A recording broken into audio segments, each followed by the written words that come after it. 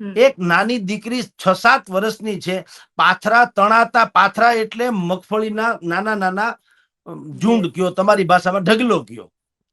ઈ પાથરા તણાતા હતા. ઈ દીકરી પાથરાને પકડવાની કોશિશ કરે છે, બાપાને કહે છે કે બાપા મારા પાથરા આપણા તણાઈ જાય છે, બાપા આપણા પાથરા તણાઈ જાય છે.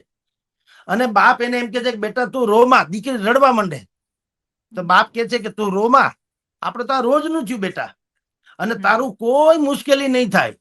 હું તારા ચોપડા લઈ દઈશ, તને ફરાક લઈ દઈશ, આજ નહીં આવતા મહિને લઈ દઈશ, પણ તું રડમાં. દીકરી રડવા માંડે, મારી સ્કૂલની ફી નું શું થાય, મારા ડ્રેસ નું શું થાય, મારા ચોપડાનું શું થશે.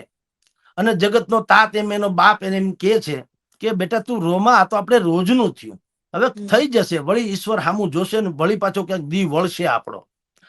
આવા અનેકો વિડીયો હું ને તમે સોશિયલ મીડિયા પર જોઈ રહ્યા છીએ. આપણે ખેતરનો શેઢો ન ભાળ્યો હોય તો પણ આપણી આંખ ભીની થયા વગર રહેતી નથી. મને સમજાતું એ નથી સરકારને કેમ સંવેદના જાગતી નથી.